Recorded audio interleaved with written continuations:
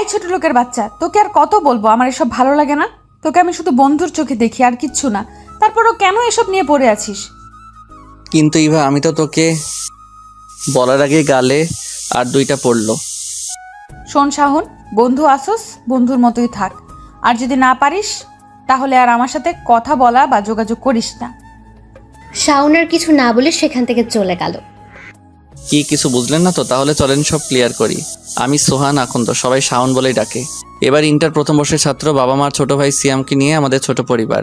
আর এতক্ষণ যার থাপ্পড় খাচ্ছিলাম সে হলো আমার বেস্ট নুসরাত জাহান ইভা। ইভাকে আমি খুব ভালোবাসি, সে ছোটবেলা থেকেই, যখন ক্লাস 7-এ পড়তাম। ইভাকে বিভিন্নভাবে বোঝানোর চেষ্টা করি, কিন্তু সে প্রতিবারই আমাকে ইগনোর করে গেছে। কিন্তু আমি হাল ছাড়ি নাই, লেগেই আছি তার পিছে। এই নিয়ে আমি তাকে 7বার প্রপোজ করছি, সে প্রতিবারই আমাকে না করে গিয়েছে। আর আজ যা হলো তা তো দেখলেনি। এখন গল্পে ফেরা যাক।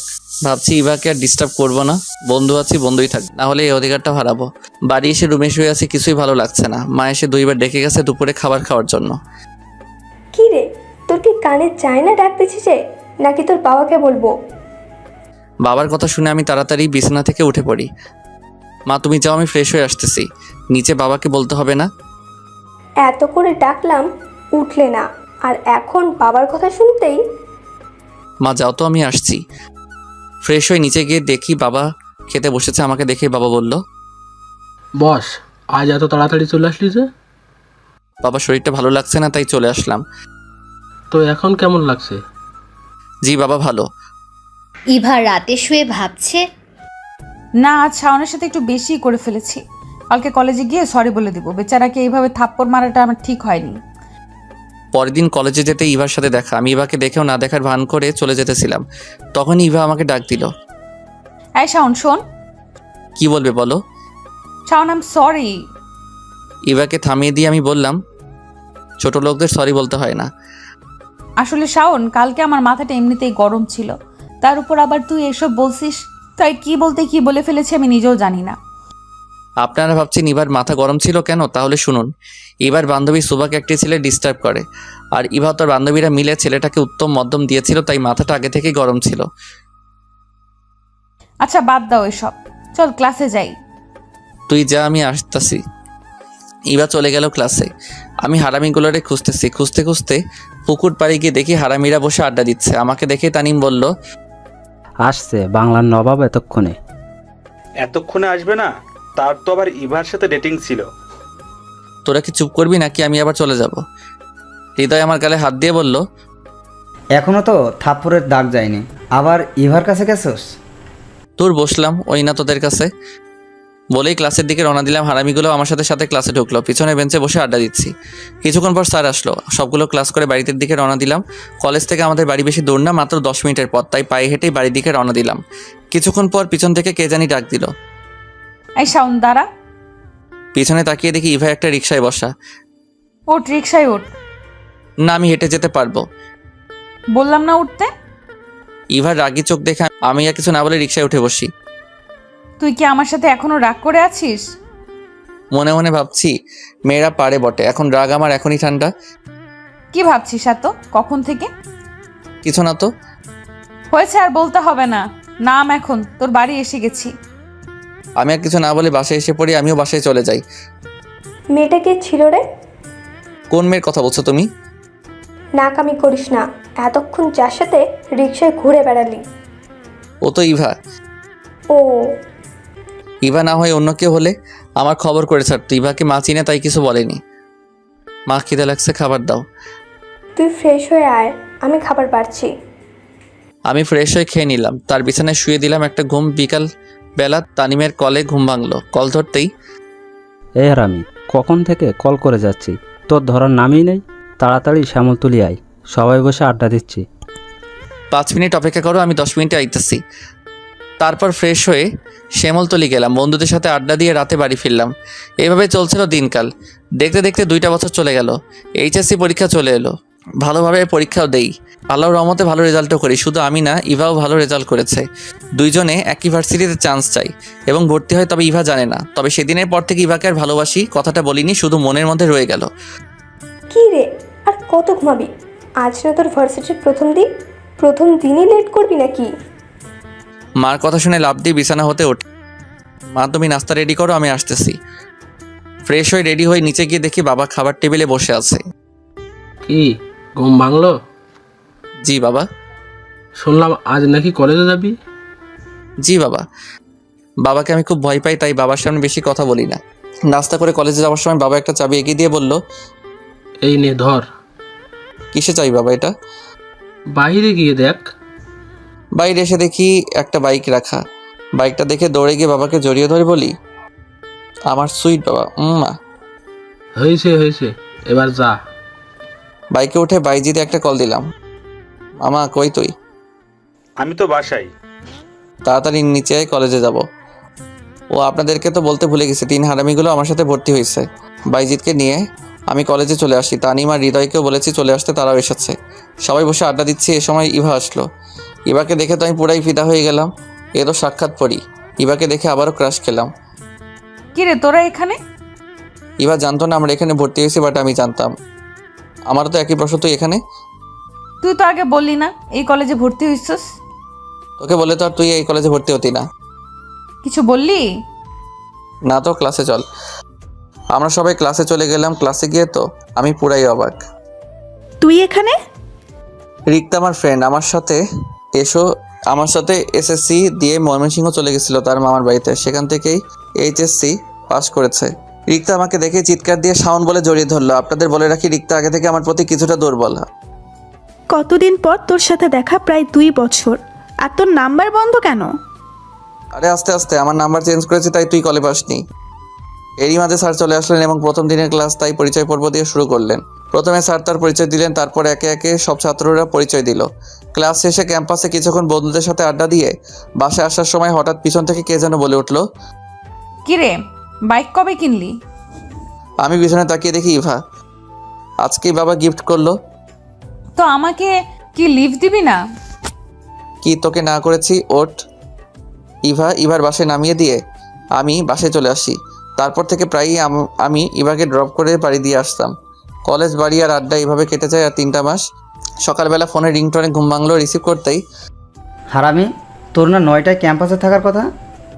সরি এখন কয়টা বাজে? কয়টা বাজে মানে? 9:30 বাজে। হৃদয়ের কথাটা শুনে আমার ঘুম চলে গেল। ফ্রেশ হয়ে নাস্তা না করে ক্যাম্পাসে চলে আসি। এসে দেখি সব ব্যবস্থা করাই আছে। আসলে আজকে হৃদয় এবার বান্ধবী শুভাকে প্রপোজ করবে, তাই এত কিছু। হৃদয় এবং শুভা দুইজনকে মনে হয় ভালোবাসে, কিন্তু এই ডাইনির জন্য কিচ্ছু করতে পারে না। এ পর্যন্ত যে ছেলে শুভাকে প্রপোজ করেছে সেই এবার হাতে কেলানি খেয়েছে, আর তাই বেচারা হৃদয় ভিতরে ভিতরে পুড়ে মরছে। তাই গতকালকে আমি বলেছিলাম এবার ব্যাপারটা আমি দেখবো, তাই আজকে এই আয়োজন। ওই দেখ, ইভা শোভা গেট দিয়ে ঢুকছে।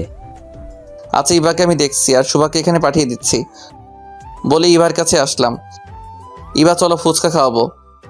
সত্যি তুই ফুচকা খাওয়াবি? জি মহারানী, এবার চলেন। এই শোভা তুইও চল। না শুভা থাক, শুভা তোমাকে হৃদয় ডাকছে। শুভা বুঝতে পেরে হারামিদের কাছে চলে গেল।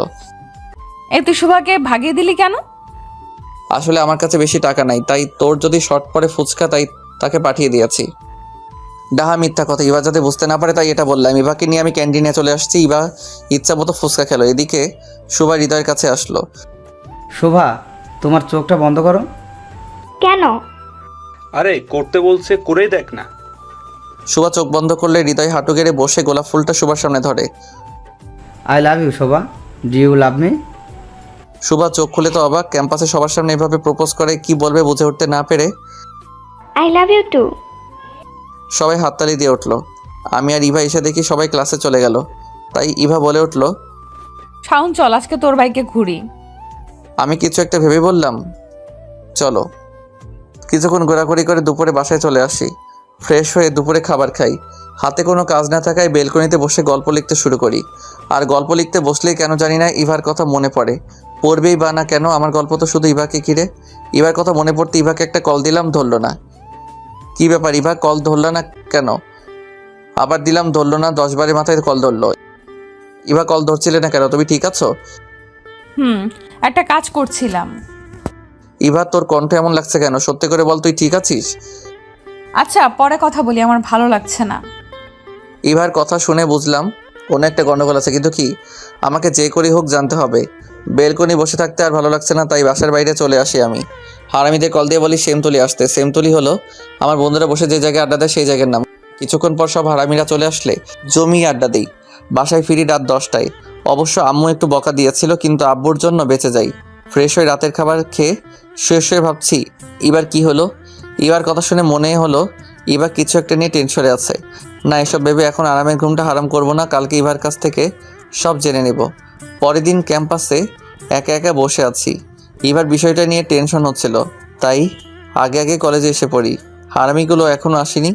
গেটের দিকে তাকাতেই দেখলাম ইভা আসতেছে। ইভা আমাকে দেখে সোজা আমার কাছে আসলো। কিরে, কালকে তোর কি হয়েছিল? ইভা একটি কার্ড এগিয়ে দিয়ে বলল, আগে এটা ধর, কিসের কার্ড এটা? খুলে দেখ। কার্ডটা খুলে যেই কার্ডের দিকে তাকালাম, আমার মাথায় যেন আকাশ ভেঙে পড়লো। আমি বাকরুদ্ধ হয়ে গেলাম। এটা কি? কেন, আমার বিয়ের কার্ড। কই, আগে তো কিছু জানাসনি। আসলে কালকে কলেজ থেকে বাড়ি ফিরেই দেখি আমাকে নাকি দেখতে আসবে, আর পছন্দ হলে আংটি পরাবে। ছেলে আমাকে দেখে পছন্দ করে, আর ছেলে 1 মাস পর অস্ট্রেলিয়া চলে যাবে, তাই বিয়ের ডেটটা এত তাড়াতাড়ি দিয়েছে। তুই বিয়েতে রাজি? আসলে প্রথমে একটু রাগ হয়েছিল এত তাড়াতাড়ি বিয়ে, তারপর ভাবলাম বিয়ে তো একদিন করতেই হবে, তাই রাজি হয়ে যাই। আচ্ছা তুই থাক, আমি যাই, সবাইকে কার্ড দিতে হবে। ইভা চলে গেল আর আমি বসে বসে চোখের জল ফেলছি। ইভা, তুই একটিবার আমার কথা ভাবলি না? আমি যে তোকে ছাড়া অচল। আমি যদি তোকে না পাই তাহলে তো আমার জীবন অপূর্ণ থেকে যাবে। এসব কথা ভাবছি আর চোখের জল ফেলছে। কিছুক্ষণ পর বন্ধুরা এসে দেখে আমি কাঁদতেছি। কিরে, কি হয়েছে? কাঁদতেছিস কেন? কিরে বল, কি হয়েছে? কে কি বলেছে? ইভার বিয়ে ঠিক হয়ে গেছে। মুহূর্তের মধ্যে সবার মুখ কালো হয়ে গেল। কি বলিস? কবে বিয়ে? 1 সপ্তাহ পর। তুই যে ইভাকে ভালোবাসিস এ কথা ইভাকে বলিসনি? না রে, এঙ্গেজমেন্ট হয়ে গেছে। 1 সপ্তাহ পর বিয়ে। কি করি এখন এসব বলি? আচ্ছা, ক্লাসে চল, পরে দেখা যাবে। না রে, তোরা যা, আমি বাসায় যাব। আচ্ছা, সাবধানে যাইস। বাসায় এসে রুমে শুয়ে কাঁদতে কাঁদতে কখন যে ঘুমিয়ে গেছে মনে নেই। বিকালে বন্ধুরা শ্যামলতলি যাওয়ার জন্য বলেছিল, আড্ডা দেওয়ার জন্য, কিন্তু আমি যাইনি। দেখতে দেখতে কেটে গেল আরও 3টা দিন। আমি 3 দিনে কলেজে যাইনি, ঠিক মতো খাওয়া দাওয়া করিনি, একেবারে ভেঙে পড়ি। আজ বন্ধুরা সবাই এসেছে আমায় দেখতে। কিরে, তুই কলেজে যাস না কেন? আরে মেয়ে একটা গেলে 10টা পাবি। আমি তো ইভাকে বলতে পারবো না রে। এভাবে আর চলতে দেওয়া যায় না, কিছু একটা করতে হবে। কিছুক্ষণ আড্ডা দিয়ে বিকালের দিকে বন্ধুরা চলে যায়। রাতে খাবার টেবিলে সবাই খেতে বসলাম। এই সময় বাবা বলে উঠলো, কি রে, ইবা মামুনির বিয়ে তুই তো একবারও বলিসনি। ও বলা হয়নি। ইভার বাবা আর আমার বাবা ছোটকালের বন্ধু। ইভাকে বাবা খুব আদর করে। শোন, কালকে আমরা সবাই রহিমের বাড়ি যাব। রহিম হলো ইভার বাবা। আমি যেতে পারবো না। কিভাবে যাব? নিজের ভালোবাসার মানুষকে অন্য কেউ নিয়ে যাবে, এটা আমি নিজ চোখে দেখতে পারবো না। কেন, ইবার সাথে ঝগড়া করেছিস? আমি কোনো কথা শুনতে চাই না। কাল ইবার গায়ে হলুদ, আমাদের সবাইকে যেতে হবে। বাবা কথাটা বলে উঠে গেলেন। পরের দিন বিকালে ইভাদের বাড়ি যাই। গিয়ে দেখে হারামিগুলোও এখানে। মন চাইছিল সব কয়টাকে কুচি কুচি করে নদীতে ভাসিয়ে দেই। আমি কষ্টে মরি, আর সারা রাত নাচতে নাচতে বিয়া খেতে এসেছে। কিছুক্ষণ পর বন্ধুরা আমার কাছে এলো। কিরে, জিএপির বিয়ে খাতে আইসস? বলেই হারামিরা কি হাসি দিল। রাগে আমার গা জ্বলে যাচ্ছিল। তোর মোবাইলটা দে তো। আমি আমার মোবাইলটা দিলাম হৃদয়কে। শালা শেয়ারে কি জানি নিল। তারপর আমাকে মোবাইলটা দিয়ে বলল, আচ্ছা, তোর জিএফের বিয়ে তুই খা, আমরা গেলাম। বলে হারামিরা আমাকে রেখে চলে গেল। যাক, ভালো হয়েছে। হারামিরা এমন কথা বলতো, এতে আমার কষ্ট আরও বাড়তো। আমি ইভার রুমে গিয়ে দেখি ইভাকে গায়ে হলুদের সাজ সাজাচ্ছে। আমাকে দেখি ইভা বলে উঠল, শাওন, আমাকে কিরকম লাগছে? অসম্ভব সুন্দর, যেন আকাশ থেকে নেমে আসা কোনো হলুদ পরি, যার চোখের দিকে তাকিয়ে কয়েক যুগ পার করে দেওয়া যাবে, তবুও তাকে দেখা শেষ হবে না। আমাকে থামিয়ে দিয়ে ইভা বলল, হয়েছে হয়েছে, আর বলতে হবে না। বলতে কই দিলি তুই? ইভার সাথে আর কিছুক্ষণ কথা বলে চলে আসি। কথা বলে বুঝলাম ইভা বিয়াতে খুব খুশি। আমার যে কষ্টে ভিতরটা ফেটে যাচ্ছে তা বুঝতে দিলাম না। রাত 8টায় গায়ে হলুদের অনুষ্ঠান আরম্ভ হয়। আমার খুব কষ্ট হচ্ছিল, তাই বাহিরে চলে আসি। দোকান থেকে 1 প্যাকেট সিগারেট কিনলাম। আগে কখন সিগারেট খাইনি, শুনেছি সিগারেটের ধোয়ার সাথে নাকি মনের কষ্ট উড়ে যায়। এক টান দিতে কাশতে কাশতে দম শেষ। তারপরও খেলাম। তারপর ইভাদের বাড়ি না গিয়ে আমাদের বাড়ি চলে আসি। আমার মোবাইলটা অফ করে রাখি। তারপর রুমে বসে একটার পর একটা সিগারেট খেতে থাকি। রাতটা কোনো মতে পার করি। সকাল 8টায় ঘুম ভাঙলে মোবাইলটা অন করি। এই মা 200 মিস কল, সবগুলো দিয়েছে বাবা মা আর ইভা। আপনারা ভাবছেন মোবাইল বন্ধ থেকে কিভাবে দেখলাম 200 মিস কল? আরে ভাই, আমার মোবাইলে মিস কল অ্যালার্ট চালু করা। মোবাইলটা খাটে রেখে ফ্রেশ হতে গেলাম। ফ্রেশ হয়ে এসে দেখি আবার বাবা 5টা কল দিয়েছে। মোবাইলটা হাতে নিতেই আবার বাবার কলটা ধরতেই, এই হারামজাদা, কখন থেকে কল করছি, ধরিস না কেন? জি বাবা, ওয়াশরুমে ছিলাম। কই তুই এখন? কালকাতে মানুষের হাঙ্গামায় ভালো লাগছিল না, তাই আমাদের বাসায় চলে আসি।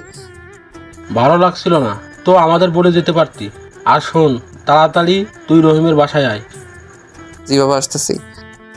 ইচ্ছা না থাকা সত্ত্বেও যেতে হলো। বিয়ে বাড়িতে সবাই কত আনন্দ করছে, সবাই কত খুশি, শুধু আমি একাই শুধু কষ্ট পাচ্ছি। তাই ছাদে এসে একা একা বসে মোবাইল টিপতেছে। নিচে অনেক হাঙ্গামার শব্দ শোনা যাচ্ছে, তাতে আমার কি, আমি মন মরা হয়ে বসেই আছি। কিছুক্ষণ পর বাবা মা আঙ্কেল ছাদে আসলেন। আঙ্কেল মানে ইভার বাবা। বাবা আমার কাছে এসে বলে উঠলো, তুই কি এবাকে ভালোবাসিস? বাবার এই কথা শুনে তো আমি পুরো অবাক হয়ে যাই। কি রে, কথা বলছিস না কেন? না বাবা, আমরা তো শুধু বন্ধু আর কিছু না। তাহলে এসব কি? আমার আর ইভার কিছু ক্লোজ ছবি দেখিয়ে, আর ইভা আমার ফ্রেন্ড, একসাথে ছবি তুলতেই পারি। দেখ জসিম, এই সামান্য বিষয় নিয়ে যারা বিয়ে ভেঙে দেয় তাদের কাছে আমার মেয়ে দিব না। বাবা আমাকে একদিকে নিয়ে বলল, তুই কি কাউকে ভালোবাসিস? জি না বাবা। আচ্ছা, বুঝলাম। এখন বল, তোর ইভাকে কেমন লাগে? মানে ইভা মেয়ে হিসেবে কেমন? জি বাবা, খুব ভালো, লক্ষ্মী মেয়ে একটা। কিরে রহিম, বলেছিলাম না আমি থাকতে তোর কোনো চিন্তা নাই? বাবা আঙ্কেলের কাছে এসে বললো, বাবা আমার হাতটা ধরে একটা রুমে নিয়ে গেল এবং একটা প্যাকেট দিয়ে বললো, এটা পরে নিচে আয়। বাবা কি হচ্ছে এসব? আমি তো কিছুই বুঝলাম না। বাবা আমার হাতটা ধরে বলল, ইভার বিয়েটা ভেঙে গেছে, তারা কিছুক্ষণ আগে ফোন করে না করে দিয়েছে। বাবা কিছুক্ষণ দম নিয়ে আবার বলতে শুরু করলো, বাবা, আমি তোকে না জানিয়ে একটা কাজ করে ফেলেছি। কি কাজ বাবা? আর তুমি এভাবে বলতেছো কেন? ইভা মামুনির সাথে তোর বিয়ে হবে এখন। আমি রহিমকে কথা দিয়ে ফেলেছি, তুই না করিস না বাবা। বাবার কথা শুনে আমি হাসবো না কাঁদবো কিছুই বুঝতেছি না। সব কিছু যেন আমার মাথার উপর দিয়ে গেল। আমি বললাম, বাবা ইভা কি রাজি হবে? রহিম বলেছে ইভাকে রাজি করাবে। ঠিক আছে। এরই মধ্যে হারামিরা চলে এসেছে। এই, তোমরা শাওনকে নিয়ে নিচে আসো, আমি যাই। বলেই বাবা চলে গেল। কি রে, কেমন দিলাম? মানে বিয়েটা তোরা ভাঙাইছস? আগে হ্যাঁ। বন্ধু বল না, এত বড় কাজ কিভাবে করলি? শুন, তোর কাছ থেকে কালকে মোবাইল নিয়েছিলাম, মনে আছে? তোর মোবাইল থেকে তোর আর ইভার কিছু ক্লোজ ছবি নিয়েছিলাম, আর এই ছবি ইভার হবু বরকে দেখিয়েছি। ব্যাস, কাজ হয়ে গেছে। তোরা এটা না করলেও পারতি। কি বললি? ঠিক আছে, জামাইকে ফোন করে আসতে বলি। আরে না, আমি তো মজা করছিলাম। তবে রে হারামি, বলে বন্ধুরা আমাকে মারতে শুরু করলো। পরশে যে নিচে গেলাম বন্ধুদের সাথে। কাজী কবুল বলতে বলতে সাথে সাথে কবুল বলে ফেলি। যাক, এবার আর চিন্তা নেই। বিয়ার কাজ শেষ হলে ইভাকে আঙ্কেল গাড়ি পর্যন্ত নিয়ে এসে আমার হাতে তুলে দিলেন। তখন আমার কি যে ভালো লাগছিল তা আপনাদের বলে বোঝাতে পারবো না। গাড়িতে বসে ভাবছি কি কপাল আমার, গেলাম বিয়ে খেতে আর আসলাম বউ নিয়ে। এসব ভাবছি আর মনে মনে হাসি। বাসায় এসে মা ইভাকে বরণ করে নিল। হারামিরাও আছে আমার বাসায়। 2000 টাকা দে তো। আমার কাছে তো টাকা নাই। আচ্ছা, লাগবো না। হৃদয়, তুই শাওনকে নিয়ে ছাদে যা, আমি না বলা পর্যন্ত রুমে আসবি না। আমি আর হৃদয় ছাদে বসে আড্ডা দিচ্ছি। কিছুক্ষণ পর বাইজিদার তানিম এলো। চল, ভাবি তোর জন্য বসে আছে। তারপর হারামিরা আমার রুমের সামনে নিয়ে আসে। শোন, বিড়াল কিন্তু ভালো করে মারিস। তুই না পারলে আমাকে বলিস। বাকশালারা। রুমে এসে দরজাটা লাগিয়ে দিয়ে ইভার দিকে তাকাতে দেখি ইয়া বড় একটা ঘোমটা দিয়ে বসে আছে। ঘোমটার জন্য ইভার মুখটা দেখা যাচ্ছে না। এক পা দুপা করে এগোচ্ছি, বুকটা ধুকপুক করতেছে। শুনেছি বাসর ঘরে বউ নাকি স্বামীর পায়ে সালাম করে। কই ইভা তো এলো না সালাম করতে। কি করব কিছুই বুঝতেছি না। নিজের উপর রাগ হচ্ছে। কেন যে আগে 2-3টা বিয়ে করে বাসর ঘরের অভিজ্ঞতা অর্জন করিনি। খাটের এক কোণে গিয়ে বসলাম। আমাকে দেখে ইভা ঘোমটাটা সরিয়ে বলল, শোন, আমি তোকে স্বামী হিসেবে মানতে পারবো না, সো আমার কাছে আসার চেষ্টা করবি না। ইভার কথা শুনে আমি বাকরুদ্ধ হয়ে যাই। কি বলবো কিছুই বুঝতেছি না। ইভা আমার দিকে একটা বালিশ ছুঁড়ে মেরে বলল, তুই সোফায় ঘুমা আর আমি খাটে ঘুমাবো। সোফায় তো আমি ঘুমাতে পারি না। তা আমি কি করব? ঘুমাতে না পারলে জেগে থাক। যা তো এখান থেকে, আমি ঘুমাবো। কি আর করব, মনে একরাশ কষ্ট নিয়ে সোফায় শুয়ে পড়লাম। বাসর ঘর নিয়ে জীবনে কত স্বপ্ন দেখেছি, শেষ পর্যন্ত কিনা আমাকে সোফায় ঘুমাতে হলো। ভাবতেই চোখে জল চলে এলো। সকালবেলা ঘুম ভাঙতে চোখ খুলে দেখি বউ আমার গোসল করে এসে আয়নার সামনে বসে মাথার চুল আঁচড়াচ্ছে। প্রতিদিন সকালে ঘুম ভাঙতে ইভাকে দেখতে পারবো ভাবতেই ভালো লাগে। এভাবে চেয়ে আছিস কেন? আমার বউকে দেখছি। আমি না তোকে বললাম আমি তোকে স্বামী হিসেবে মানি না? সো আমাকে এসব বউটও ডাকবি না। শোয়া থেকে উঠে ফ্রেশ হয়ে ইভাকে নিয়ে নিচে গেলাম। আমাদের দেখে সবাই হা হয়ে তাকিয়ে আছে, যেন আমরা ভিন্ন গ্রহে এলিয়েন। আমাদের আর কোনোদিন দেখিনি। বাহ, তোদেরকে খুব মানিয়েছে। দেখতে হবে না কার ছেলে আর ছেলের বউ? ছেলে কি তোমার একার নাকি? আরে তোমরা ঝগড়া থামাবা, আমি তোমাদের দুজনেরই ছেলে। এখন খেতে দাও। মা আপনিও বসে পড়েন, আমি বেড়ে দেই। আচ্ছা ঠিক আছে, তুমিও বসে পড়ো। খাবার টেবিলে বসে ইভা কি সুন্দর ব্যবহার। বলে কি মেয়ে, এটা দিব তোমাকে, এটা একটু নাও। সবার সামনে কি সুন্দর করে কথা বলে। আমি তো শুনে পুরাই শক। বিকালে বন্ধুদের সাথে আড্ডা দিতে গেলাম। কিরে, বাসুরাত কেমন কাটলো? বেয়াল কি মারছিলি? আরে দূর, রাতে কিছুই হয়নি। তারপর বন্ধুদের সবটা বললাম। আমার কথা শুনে বন্ধুদের সে কি হাসি। আহারে বেচারা, বাসর ঘরে সোফায় থাকতে হলো। বন্ধুদের সাথে আড্ডা দিতে দিতে রাত 10টায় বাসায় ফিরি। কিরে, এত রাত করে বাসায় ফিরলি ঘরে বউ রেখে? তোর কি বুদ্ধি শুদ্ধি কখনোই হবে না? বৌমা কখন থেকে না খেয়ে বসে আছে। বাবার কথা শুনে তো আমি পুরাই অবাক হয়ে যাই। যে আমাকে দেখতেই পারেন না সে কিনা আমার জন্য না খেয়ে বসে আছে। কথাটা শুনে মনে মনে খুশি হলাম। ফ্রেশ হয়ে আমি আর ইভা খেতে বসলাম। তুমি আমার জন্য না খেয়ে অপেক্ষা করছিলে কেন? খেয়ে নিতেই পারতে। বাবা মা যাতে না বোঝে তাই খাইনি। আর তুই আমায় তুমি করেই বলতিস কেন? বারে নিজের বিয়ে করা বউকে কি তুই করে বলবো? এই তোকে না না করছি আমাকে বউ বলতে? তোর এইসব আদিক্ষেতা আমার ভালো লাগে না। এবার কথাটা শুনে আবার টেবিলে আরও বসে থাকতে মন চাইনি, তাই উঠে রুমে চলে আসি। সোফায় শুয়ে শুয়ে ভাবতেছি ইভা কি আমাকে কখনো মেনে নেবে না? তাহলে আমাকে বিয়েটা করছিল কেন? কিছুক্ষণ পর ইভা রুমে এসে শুয়ে পড়লো। সকালবেলা খুব ভোরেই আমার ঘুম ভাঙলো। ইভা এখনও ঘুমাচ্ছে। ঘুমালে মেয়েটা কীরকম বাচ্চা বাচ্চা লাগে। ইভাকে দেখে নিজেকে আটকে রাখতে পারলাম না। আস্তে আস্তে ইভার কাছে গিয়ে বসে ইভাকে দেখতে লাগলাম। আমি কেমন জানি একটা ঘোরের মধ্যে হারিয়ে যাচ্ছি। এত কাছে কখন আসিনি ইভার। নিজের অজান্তে একটা ভালোবাসার পরও সেঁকে দিলাম ইভার কপালে। হঠাৎ মনে হলো ইভা আমাকে ইভার এত কাছে দেখলে আস্ত রাখবে না, তাই উঠে পড়লাম। ফ্রেশ হয়ে একটু বাইরে গেলাম হাঁটাহাঁটি করতে। 8টার বাসায় ফিরি। কি রে, এত সকাল সকাল কই গেছিলি? এই তো একটু হাঁটাহাঁটি করতে। খেতে দাও তো, খিদে লাগছে। ফ্রেশ হয়ে আয়। তারপর ফ্রেশ হয়ে এসে একসাথে সবাই খেতে বসেছি। মা, আমি আজ কলেজে যাব। ইভাও কি যাবে? মা আমিও যাব। ঠিক আছে, শাওনের সাথে যাস। শুন, বৌমাকে সাথে করে নেবে, আবার সাথে করে নিয়ে আসবে। ঠিক আছে মা। আমি কলেজে যাবার জন্য রেডি হয়ে নিচে দাঁড়িয়ে আছি। ম্যাডামের এখনও আসার কোনো নামগন্ধ নাই। কিছুক্ষণ পর সিঁড়ির দিকে তাকিয়ে হা হয়ে যাই। আমি কাকে দেখছি? ইভা একটা কালো শাড়ি পরেছে। এর আগে কোনোদিন মেয়েটির শাড়ি পরতে দেখিনি। এত সুন্দর লাগছিল তা বলে বোঝাতে পারবো না, তাই হা করে তাকিয়ে ইভাকে দেখছি। ইভা যে কখন আমার কাছে চলে আসে বুঝতেই পারিনি। মুখ বন্ধ কর, নইলে মুখে মশা ঢুকবে। ইভার কথায় আমি কিছুটা লজ্জা পেয়ে বললাম, চলো দেরি হয়ে যাচ্ছে। বাইকে করে দুইজন কলেজে গেলাম।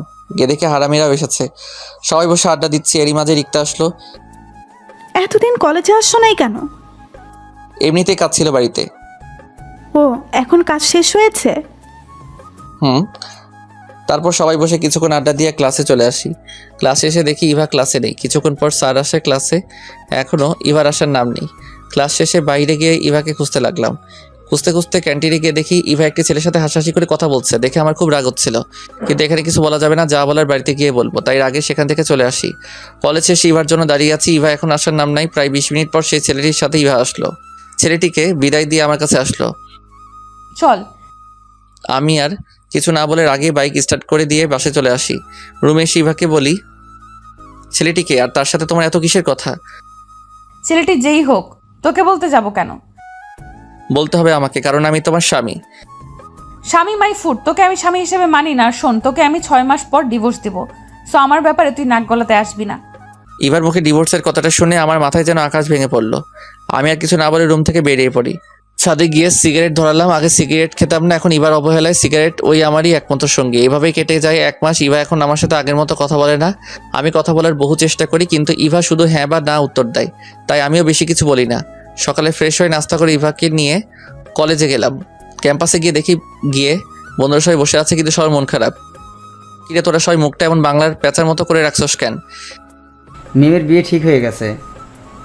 মিম হচ্ছে বাইজিতের খালাতো বোন। কি বলিস, কবে? জানি না, তবে কিছুক্ষণ আগে মিম কল করে বলল। বিয়ের ডেট ঠিক হয়ে গেছে? সামনে রবিবারে। আজকে সোমবার, তার মানে 5 দিন সময় বাকি আছে। আর চল সবাই। কই যাবি? কই যাবো মানে তোর খালা বাড়ি। সবাই এখন যার যার বাড়ি গিয়ে রেডি হয়ে নে। তারপর সবাই উঠে পড়ি। আমি ইভাকে খুঁজতে থাকি, কারণ ইভাকে বলে যেতে হবে। ইভাকে গিয়ে দেখি বান্ধবীদের সাথে বসে আড্ডা দিচ্ছে। আমি ইভাকে ডাক দিলাম, ইভা একটু এদিকে আসো। কি বলবি? এখানে বল। শোন, আমি এখন বাড়ি চলে যাব, তুমি কি আমার সাথে যাবে? এখন চলে যাবে কেন? ক্লাস করবে না? না, আমি এক জায়গায় যাব 5-6 দিনের জন্য। আচ্ছা তুই তাহলে যা, আমি ক্লাস করে বাসায় চলে আসব। আমি মন খারাপ করে চলে আসলাম। ভাবছিলাম 5-6 দিনের জন্য যাব, ইভা কিছু বলবে, কই যাব, কেন যাব, এসব। আচ্ছা সাবধানে যাও, এটুকু তো বলতে পারো। বাড়ি গিয়ে মাকে বাড়ি রেডি হয়ে সবাই বেরিয়ে পড়লাম মিমের বাড়ি কিশোরগঞ্জের উদ্দেশ্যে। স্টেশনে এসে সবাই বাসে উঠে পড়লাম। প্রায় 4 ঘন্টা জার্নি করে মিমদের বাড়ি গেলাম। বাইজিতে সবার সাথে পরিচয় করিয়ে দেই। আন্টি আমাদের রুম দেখিয়ে বলে, বাবা তোমরা এখানে রেস্ট নাও। সবাই ফ্রেশ হয়ে রেস্ট নিচ্ছি। হৃদয় মোবাইলে সবার সাথে কথা বলছে। কিছুক্ষণ পর মিম আসলো রুমে। বাইজিৎকে দেখেই সবার সামনে জড়িয়ে ধরলো। আমরা সবাই হাওয়া হয়ে গেলাম। মিম কিছুক্ষণ পর যখন দেখলো আমরা তাকিয়ে আছি, বাইজিৎকে ছেড়ে দিয়ে বলল, সরি। সমস্যা নাই, আপনারা কন্টিনিউ করতে পারেন। বলে আমরা রুম হতে বেরিয়ে পড়ি। রাতে খাবার খেয়ে সবাই রুমে আসি। বাইজিৎ, আমার মিমের সাথে কিছু কথা আছে, চল মিমের রুমে। তারপর আমি আর বাইজিৎ মিমের রুমে যাই। মিম, আমি তো কিছুই বুঝলাম না, আপনি বাইজিৎকে ভালোবাসেন, তাহলে বিয়েতে রাজি হলেন কেন? আসলে বাবা আমাকে না জানিয়ে আমার বিয়া ঠিক করেছে। তাহলে জানার পর আঙ্কেলকে কিছু বলেন না কেন? আমি বাবাকে খুব ভয় পাই, আর বাবাকে বাইজিতের কথাটা বলতে পারিনি। আচ্ছা আপনি এখন কি চান? আমি বাইজিতকে ছাড়া বাঁচতে পারবো না। আচ্ছা আমরা আছি, সব ঠিক করে দিব। বলে আমি আর বাইজিৎ রুম মধ্যে চলে আসি এবং সবাইকে সব বললাম। সব তো বুঝলাম, এখন বাইজিৎ তুই তোর আঙ্কেলকে বলতে পারবি? না ভাই, আঙ্কেল খুব রাগী, আমি বলতে পারবো না। আরে এদের দিয়ে কিছু হবে না, যা করার আমাদের কি করতে হবে। অনেক রাত হয়েছে, এখন সবাই ঘুমা। তারপর সবাই ঘুমিয়ে পড়ি। সকালবেলা ঘুম ভাঙতে ইবার কথা মনে পড়লো। প্রতিদিন ঘুম থেকে উঠে ইবাকে দেখতাম। আজ ইবাকে দেখতে না পেয়ে মন খারাপ করে বসে আছি। কিরে মন খারাপ করে বসে আছিস কেন? না এমনি, আর কই মন খারাপ। এবার কথা মনে পড়ছে তাই না? আমি মাথা নেড়ে হ্যাঁ জানালাম। বন্ধুরা এমনই হয়, মুখ দিয়ে কিছু বলতে হয় না, চোখ দেখেই সব বলে দিতে পারে। মন খারাপ করিস না, দেখিস সব ঠিক হয়ে যাবে। তারপর ফ্রেশ হয়ে সবাই মিলে ঘুরতে গেলাম। কিশোরগঞ্জের পাগলা মসজিদ, শোলাকিয়া ঈদগাহ মাঠ ও গুরুদয়াল কলেজে ঘুরলাম। গুরুদয়াল কলেজের অনেক নাম শুনেছি, এখানে নাকি রাষ্ট্রপতিও লেখাপড়া করেছে, তাই এই কলেজটা দেখার খুব শখ ছিল। কিছুক্ষণ ঘোরাঘুরি করে মিমদের বাড়ি গেলাম। এখনও মিমের বাবাকে বাইজিদের কথা বলা হয়নি, তাই সবাই বসে প্ল্যান করতেছে কিভাবে বলা যায়। এভাবে কেটে গেল আর 2টা দিন। এখনও আঙ্কেলকে বলা হয়নি। আঙ্কেলের যা রাগী মানুষ, এই 3 দিনে বুঝেছি, তাই কেউ বলার সাহস পাইনি। অবশেষে আজ সিদ্ধান্ত নিয়েছি সবাই মিলে আজই বলবো। দুপুরে খাওয়া দাওয়ার পর মিমের বাবা মার রুমে গেলাম। আঙ্কেল, আপনাদের সাথে কিছু কথা ছিল। কি বলবে বলো। আঙ্কেল, আমার মনে হয় মিম এই বিয়েতে খুশি না। কি বলছো এসব? আঙ্কেল, আপনি একবার কি মিমকে জিজ্ঞেস করেছেন? মিমেরও তো পছন্দ অপছন্দ থাকতে পারে। কি বলতে চাও তুমি, স্পষ্ট করে বলো। জি আঙ্কেল, মিম আর বাইজিৎ দুইজন দুজনকে ভালোবাসে আঙ্কেল। বেশ, মিম মিম। রাগে মিমকে ডাক দিলেন আঙ্কেল। জি বাবা। আমি যা শুনেছি তা কি সত্যি? মিম ভয়েস শুধু মাথা নাড়িয়ে হ্যাঁ জানালো। তোমরা সবাই এখন যাও। আমাদের দিকে রাগীভাবে তাকিয়ে আঙ্কেল বলল, আমরা রুমে চলে আসি। আঙ্কেল কি বললো রে? জানি না, তবে খুব রেগে গেছে। কিছুক্ষণ পর আঙ্কেল বাইজিৎকে তার রুমে ডাকলেন। বেচারা মুখটা ভয় দেখার মতো ছিল। বাইজিৎ আঙ্কেলের রুমে গেলে কি বলবো জানি না, তবে বাইজিৎ আর মিমকে রুম থেকে দেখছি হাসি মুখে বের হচ্ছে। কিরে আঙ্কেল, কি বলবো? আঙ্কেল আমাদেরকে মেনে নিয়েছে। সত্য। আমাকে ডেকে নিয়ে প্রথমে খুব বকাঝকা করলো, আগে কেন বলিনি তার জন্য। তারপর আঙ্কেল বলল আর 2 দিন পর বিয়ে, এখন আর সম্ভব না। তারপর আমি আর মিম আঙ্কেল পায়ে ধরে কান্নাকাটি করি, তখন আঙ্কেল আমাদের মেনে নিয়েছে। তার মানে কালকের দিন পর তোদের বিয়ে? না রে, আঙ্কেল বললো আমার লেখাপড়া শেষ করে তারপর বিয়ে। বিয়ে পরে হবে তাতে কি, এখন তো প্রকাশে প্রেম করতে পারবি। আচ্ছা শোন, বিয়ে যখন হবে না তাহলে আমরা বরং আজকেই চলে যাই। আজকের দিনটা থাকি না, কালকে না হয় চলে যাব। আচ্ছা বুঝছি, আর বলতে হবে না। পরের দিন সকালে আমরা সবাই বাড়ির দিকে রওনা দেই। দুপুরে বাসায় এসে পৌঁছাই। দরজায় কলিং বেল দিতেই মা এসে দরজা খুলে দিল। মাকে দেখে জড়িয়ে ধরি। কেমন আছো মা? ভালো, যা ফ্রেশ হয়ে খেতে আয়। ফ্রেশ হয়ে এসে আমি আর মা খেতে বসি। শোন, বিকালে গিয়ে ইভাকে নিয়ে আয়। কেন? আর ইভা কই গেছে? কেন, তুই জানিস না ইভা তোকে কিছু বলেনি? না, ইভা তো কিছু বলেনি আমাকে। তুই চলে যাওয়ার পর তো ইভাও তার বাড়িতে চলে গেছে। তোমাকে বলে যায়নি? বললো তো, তুই নাকি বলেছিস যেতে। আচ্ছা, বিকালে গিয়ে নিয়ে আসবো। অনেক জার্নি করেছি, তাই রুমে গিয়ে শুইতেই এক ঘুম। বিকালে মায়ের ডাকে ঘুম ভাঙলো। কি রে, তুই না ইভাকে আনতে যাবি? আচ্ছা তুমি যাও, আমি ফ্রেশ হয়ে যাচ্ছি। তারপর ফ্রেশ হয়ে বাইকটা নিয়ে ইভাদের বাড়ি গেলাম। অনেক দিন বাইকটা ধরা হয়নি, তাই বাইকেই গেলাম। কলিং বেল বাজাতেই শাশুড়ি আম্মা দরজা খুলে দিলেন। আমি শাশুড়ি আম্মাকে সালাম করলাম। তারপর শাশুড়ি আম্মার সাথে কিছুক্ষণ কথা বলে ইভার রুমে গেলাম। গিয়ে দেখি ইভা শুয়ে আছে, তাই ইভার পাশে গিয়ে বসলাম। এই কয়দিন ইভাকে দেখতে পারিনি, তাই মন ভরে দেখতে লাগলাম। হঠাৎ কারো শব্দে আমার ধ্যান ভাঙলো। তুই কখন এলি? এই তো কিছুক্ষণ হলো। রেডি হয়ে নাও, মা পাঠিয়েছে তোমাকে নিয়ে যেতে। আচ্ছা তুই নিচে যা, আমি রেডি হয়ে আসতেছি। আমি নিচে গিয়ে শাশুড়ি আম্মার সাথে বসে কথা বলতেছি। কিছুক্ষণ পর ইভা আসলো। আমি ইভাকে নিয়ে বাইকে করে বাসায় চলে আসি। পরের দিন ইভাকে নিয়ে কলেজে যাই। আমার সাথে বাইকে ইভাকে দেখে রিক্তা বলল, মেয়েটা কে ছিল শাওন? তারপর রিক্তাকে ইভার কথা সব বলে কেঁদেই দিলাম। এ ব্যাপার। আচ্ছা শোনো, আমার কাছে একটা বুদ্ধি আছে, এটা কাজে লাগাতে পারলেই ইভা তোর জন্য পাগল হয়ে যাবে। কি করতে হবে বলো, ইভার জন্য সব করতে পারবো। তাহলে শোন। রিক্তা কি বলেছে গল্পের সাথে থাকেন, জেনে যাবেন। এতে যদি হিতে বিপরীত হয় আর আমাকে ভুল বুঝে? আরে পাগল, তুই তাকে বলে দিবি, আর আমি তো আছি। আচ্ছা ঠিক আছে। তারপর কিছুক্ষণ আড্ডা দিয়ে ক্লাসে গেলাম। সব ক্লাস শেষ করে বাসায় চলে আসলাম। বিকেলে শিমুলতলি গেলাম বন্ধুদের সাথে আড্ডা দিতে। তাদের বললাম আমার আর রিক্তার প্ল্যানটা, তারাও সম্মতি দিল। কিছুক্ষণ বন্ধুদের সাথে আড্ডা দিয়ে বাসায় চলে আসি। রাতে খাবার খেয়ে রুমে আসি। ইভাও আসে। ইভা শোন, 6 মাস পর তো আমাদের ডিভোর্স হয়ে যাবে, তাই না? কিন্তু হঠাৎ এ কথা কেন? না মানে এমনি। আচ্ছা শোন, তাহলে আমাদের যে বিয়ে হয়েছে এটা কলেজের কাউকে আর বলিস না।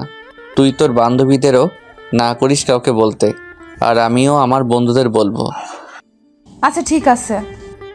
সকালে কলেজে যাওয়ার সময় ইভা আমার বাইকে উঠবে এমন সময়, ইভা শোন, তুই একটা রিক্সা করে কলেজে চলে যা, আমার একটা কাজ আছে, কাজটা করে কলেজে আসবো। ইভা কখনো ভাবেনি আমি ইভাকে এভাবে না করে দিব। আচ্ছা যা। তারপর আমি বাইক নিয়ে ইভাকে রেখে চলে আসি। রিক্তাকে কল দিলাম। কই তুই? বাসার নিচে রিক্সার জন্য দাঁড়িয়ে আছি। আচ্ছা 5 মিনিট অপেক্ষা কর, আমি আসতেছি। তারপর আমি রিক্তাকে বাইকে করে নিয়ে কলেজে চলে আসি। ক্যাম্পাসে ঢুকতেই দেখি ইভা তার বান্ধবীদের সাথে বসে আড্ডা দিচ্ছে। আমি রিক্তাকে নিয়ে সোজা ক্যাম্পাসে ঢুকি। ইভা আমাদের দেখে হা করে তাকিয়েছিল। আমরা বন্ধুদের সাথে না গিয়ে আমি আর রিক্তা আলাদা বসে আড্ডা দিচ্ছি। ক্লাস শুরু হলে সবাই ক্লাসে চলে গেল, কিন্তু আমি রিক্তা ক্লাসে যাইনি। এদিকে ইভা সারা ক্লাসে আমাকে না দেখে মনে মনে ভাবতে থাকে, শাওন ক্লাস নাই কেন? নিশ্চয়ই ডাইনিটার সাথে আছে। ইভা ক্লাস শেষ করে আমাকে খুঁজতে থাকে। গিয়ে দেখে আমি আর রিক্তা নারিকেল বাগানে বসে আছি, আর রিক্তা আমার মাথায় হাত বুলিয়ে দিচ্ছে। আমাদের দেখেই ইভা আমাদের কাছে এলো। তুই এখানে? তোকে সারা ক্যাম্পাসে খুঁজেছি, ক্লাসও তো করিস নাই। আমাকে খুঁজেছিস কেন? আমার প্রশ্নে ইভা থতমত খেয়ে যায়। না মানে বাসায় যাবো এই জন্য। শাওন, এই মেয়েটিকে? আমার কাজিন, আমাদের বাসায় থাকে। আর ইভা, এ হলো রিক্তা, আমার জিএফ। ইভা আমার কথা শুনে আর কিছু না বলে সেখান থেকে চলে যায়। এখন দেখ বাবু, কেমন লাগে? আমাকে খুব জ্বালিয়েছ না? এখন বুঝো ঠেলা। আমরা আর কিছুক্ষণ আড্ডা দিয়ে ক্লাসে চলে যাই। কলেজ ছুটির পর আমি বাইকে বসে আছি, ইভা বাইকে উঠতে যাবে। এ সময় আমি ইভাকে থামিয়ে দিয়ে, ইভা শোন, তুই রিক্সা করে বাসায় চলে যা। রিক্তার দিকে তাকিয়ে বললাম, বাবু ওঠো, আজকে আমরা ঘুরতে যাব। আমার কথা শুনে ইভা মন খারাপ করে চলে গেল। এদিকে ইভা মনে মনে ভাবছে, শাওন আমার সাথে এমনটা করতে পারলো? তার জিএফ এর সামনে আমাকে অপমান করলো। আমি রাতে 10টায় বাসায় ফিরি। ইভা এসে দরজা খুলে দেয় আর বলল, এতক্ষণ কই ছিলে? তা তোকে বলতে হবে? আচ্ছা, ফ্রেশ হয়ে আয়, আমি খাবার দিচ্ছি। শোন, তুই খেয়ে নে, আমি বাইরে থেকে খেয়ে এসেছি। বলেই রুমে চলে আসি। ইভাকে রুমে আসার পর আমি বেলকনিতে গিয়ে রিক্তার সাথে কথা বলা শুরু করি। ইভাকেও দেখছি না, মনে হয় শুয়ে আমাদের কথা শুনছে। তাই প্রায় 2 ঘন্টা প্রেমালাপ করি। 12টায় রুমে আসি। এতক্ষণ কার সাথে কথা বলছিলে? তুই এখনো ঘুমাসনি? আগে আমার কথার উত্তর দে। কার সাথে হবে আবার? রিক্তার সাথে। তো লজ্জা করে না বাসায় বউ রেখে অন্য মেয়েদের সাথে কথা বলতে? ওরে আমার বাবু, আমার তো মনেই ছিল না। শোন, রিক্তা অন্য মেয়ে না, রিক্তা আমার হবু বউ। তোকে ডিভোর্স দিয়ে আমি রিক্তাকে বিয়ে করব। আমার মুখে ডিভোর্সের কথাটা শুনে ইভা থমকে গেল। বাঙালি নারীর বিয়ে একবারই হয়, আর ইভার আগে সেই দিন ডিভোর্সের কথা এমনিতেই বলেছিল। ইভা আমাকে স্বামী হিসেবে মেনে নেয়নি ঠিক, কিন্তু আজ ডিভোর্সের কথা শুনে ইভা যে কষ্ট পেয়েছে আমি তা ঠিক বুঝতে পেরেছি। কষ্ট পাক তাতে আমার কি, আমিও তো কম কষ্ট পাইনি। আমি আর এসব না ভেবে ঘুমিয়ে পড়লাম। পরের দিন কলেজে আমি একাই যাই। ইভা রিক্সা করে কলেজে যায়, আমি রিক্তাকে নিয়ে সোজা ক্যাম্পাসে ঢুকি। আমাদেরকে দেখে এবার বান্ধবীরা ইভাকে বলল, কি রে, শাওনের সাথে মেয়েটাকে? আর তোকে দেখছি 2 দিন ধরে একাই রিক্সা করে আসছিস, তোদের কি কিছু হয়েছে? ইভা বান্ধবীদের সবটা খুলে বলল। তুই কাজটা ঠিক করিসনি, এখন পস্তা। তোর চোখের সামনে দিয়ে তোর স্বামীকে আরেকজন নিয়ে যাবে। ক্লাস শুরু হয়ে আমরা সবাই ক্লাসে চলে যাই। আমি আর রিক্তা 2 জন চোখে চোখে কথা বলছি। ইভাকে দেখছে আমাদের দিকে আর চোখে তাকিয়ে আছে ছলো ছলো চোখে। ক্লাস শেষে আমি আর রিক্তা 2 জন বাহিরে বসে আছি। রিক্তা, আমার মনে হয় ইভাকে এখন বলে দেওয়া উচিত। তুই কি পাগল হয়েছিস? এখনো তো কিছুই হয়নি। এখনো তো ইভা যে তোকে ভালোবাসে তা বলেনি। আর ভালোবাসলে ভালোবাসার মানুষ অবহেলা করলে যে কতটা কষ্টের তা তোকে বুঝতে হবে না। তুই এত বুঝিস? আগে যদি জানতাম তাহলে আমি তোকেই বিয়ে করতাম।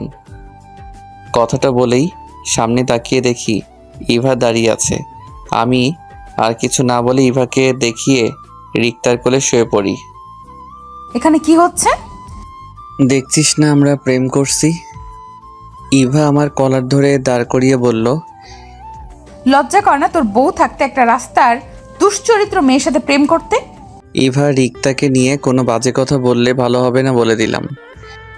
একবার না 100 বার বলবো, অন্য স্বামীর সাথে প্রেম করে বাজে মেয়ে না তো কি ধোয়া তুলসী পাতা? ইভা কথাটা বলার সাথে সাথে ঠাস ঠাস করে 2টা বসিয়ে দিলাম। ব্যাস, অনেক হয়েছে তোর নাটক। কিছু বলিনি এতদিন, কিন্তু আর না। বাজে মেয়ে রিক্তা না তুই। আর কিসের স্বামী স্বামী করিস? বিয়ার পরে একটিবার ভালো করে কথা বলেছিস আমার সাথে? বিয়ার পরে কলেজের এক বড় ভাইয়ের সাথে তুই কি করেছিলি? কলেজ ছুটির পরও তো তোর জন্য আমাকে আধা ঘন্টা দাঁড়িয়ে থাকতে হতো। আমি এসব ভুলে গেছি ভাবছিস? তোকে ভালোবাসা তো দূরের কথা, তোকে দেখলে এখন আমার ঘেন্না হয়, ঘেন্না। নেক্সট টাইম আমার ব্যাপারে কোনো কথা বলবি না। এখন দূর হ আমার চোখের সামনে থেকে। এবার চোখ দিয়ে শুধু পানি পড়ছে, আর কোনো কথাই বলছে না। বাবু চল তো এখান থেকে, এসব মেয়েদের দেখলে আমার গা জ্বলে। বলেই আমি রিক্তার হাত ধরে চলে আসি। ইভার সাথে খারাপ ব্যবহার করে আমারও ভালো লাগছে না, তাই রিক্তাকে নিয়ে একটা পার্কে বসি। সরি রে, আমার জন্য এত কিছু হলো আজ। কি বলছিস তুই? আমি সরি, আমার জন্য তোকে এত কথা শুনতে হলো। আর থাপ্পড়টা ওর পাওনা ছিল। তারপরও ইভাকে থাপ্পড় মারাটা তোর উচিত হয়নি। কোনটা উচিত আর কোনটা উচিত না সেটা তোকে বুঝতে হবে না। আমার সামনে তোকে বাজে কথা বলবে আর আমি বসে থাকবো? আচ্ছা বাপ হয়ে এখন এসব বাদ দে, বাদাম খাবো, বাদাম নিয়ে আয়। আচ্ছা তুই বস, আমি আনতেছি। তারপর কিছু বাদাম এনে খেতে খেতে কিছুক্ষণ আড্ডা দেই। বিকাল হয়ে গেছে, তাই রিক্তাকে তার বাসায় নামিয়ে দিয়ে আসি। কোনো কিছু ভালো লাগছে না, তাই বন্ধুদের শিমুলতলি আসতে বলি আড্ডা দিতে। বন্ধুদের সাথে আড্ডা দিয়ে রাতে বাসায় ফিরি। দরজায় কলিং বেল দিতেই ইভা এসে দরজা খুলে দেয়। খুব খিদা পেয়েছে, খেতে দে। দুপুরেও খাইনি, তাই খুব খিদা লাগছে। আচ্ছা ফ্রেশ হয়ে আসো, আমি খাবার দিচ্ছি। ফ্রেশ হয়ে খাবার খেয়ে দুইজন রুমে গেলাম।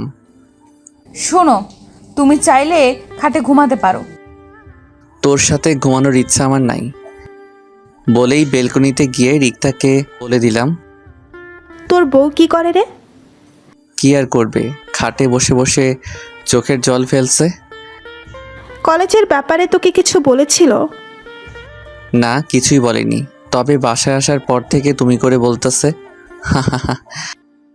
বলেছিলাম না তোর জন্য পাগল হয়ে যাবে তোর বউ। আচ্ছা শোন, আমার ব্যাপারটা মনে থাকে যেন। মনে থাকবে। তুই আমার এত বড় উপকার করলি, তোর কথাটা আমি রাখবো না? আচ্ছা আমার ঘুম পাচ্ছে, রাখি। ওকে, শুভরাত্রি। বলে কলটা কেটে দিলাম। বেলকনিতে থেকে রুমে এসে দেখি ইভা শুয়ে শুয়ে কী জানি ভাবছে। আমি সেই দিকে খেয়াল না দিয়ে সোফায় শুয়ে পড়লাম। কখন যে ঘুমিয়ে গেছি মনে নেই। মাঝরাতে হঠাৎ কারো শব্দে ঘুম ভেঙে গেল। আমি চেয়ে দেখি ইভা আমার পায়ে মাথা রেখে কান্না করতেছে আর বলছে, সরি শাওন, তুমি যখন আমার কাছে ছিলে তখন আমি তোমায় বুঝতে পারিনি, কিন্তু আজ তোমাকে হারিয়ে আমি বুঝেছি তুমি আমার ভেতর কতটা জুড়ে ছিলে। এখন তোমাকে হারিয়ে বুঝেছি আমি তোমাকে কতটা ভালোবাসি। ভালোবাসার মানুষের অবহেলা যে কতটা কষ্টের এখন আমি বুঝতেছি। তোমাকে খুব অবহেলা করেছি সেই ছোটবেলা থেকে। এখন আমি বুঝতে পারছি তুমি কতটা কষ্ট পেয়েছো। তুমি শুধু একবার ফিরে আসো, আর কোনো দিন তোমাকে হারাতে দিব না। ইভার কথা শুনে খুব ইচ্ছে করছিল ইভাকে জড়িয়ে ধরে বলি, ভালোবাসি তোমায়, খুব ভালোবাসি। কিন্তু না, এখন কিছু বলা যাবে না। তাই আবার ঘুমিয়ে গেলাম। সকালবেলা ইভার ডাকে ঘুম ভাঙল। কি, আমাকে একটু শান্তিতে ঘুমাতেও দিবে না? অনেক বেলা হয়েছে, ওঠো, আর তোমার জন্য কফি বানিয়ে এনেছি, না হলে কফি ঠান্ডা হয়ে যাবে। আজ সূর্য কোন দিক দিয়ে উঠল, তুই আমার জন্য কফি করে আনলি? বারে, আমার বরের জন্য আমি কফি বানিয়ে আনতে পারি না? কি বলছিস, তোর বর? ভুলে যাস না, আর 3 মাস পর আমাদের ডিভোর্স হয়ে যাবে। তুই আমাকে কি ডিভোর্স দেস? আমিও দেখে নেব। কিছু বললি নাকি? না, কিছু বলিনি। আচ্ছা এখন কফিটা নাও। আমি ঘুম থেকে উঠে কফিটা খেয়ে ওয়াশরুমে গেলাম ফ্রেশ হতে। ইভার চিল্লাচিল্লিতে ওয়াশরুম থেকে বের হলাম। কি হয়েছে, এইভাবে চেঁচাচ্ছিস কেন? বলে ফ্লোরের দিকে তাকিয়ে দেখি আমার মোবাইলটা ভেঙে পড়ে আছে। হায় আল্লাহ, এটা কি করলি? আমার মোবাইলটা ভাঙলি কেন? এই তোর মোবাইলে মেয়েদের এত কল কিসের? ইভার আমার কলার ধরে কথাটা বলল। আমি ভাঙা মোবাইলটা হাতে নিয়ে দেখি রিক্তা কল দিয়েছিল। কই এত মেয়ে, রিক্তাই তো কল দিয়েছিল। আর তুই তো জানিস রিক্তা আমার জিএফ। আর তুই কি রিক্তাকে উল্টাপাল্টা কিছু বলেছিস? কি বলেছি তা ওই ডাইনিটার কাছ থেকে জেনে নিস। তাহলে জেনে নিন ইভা কি বলেছিল।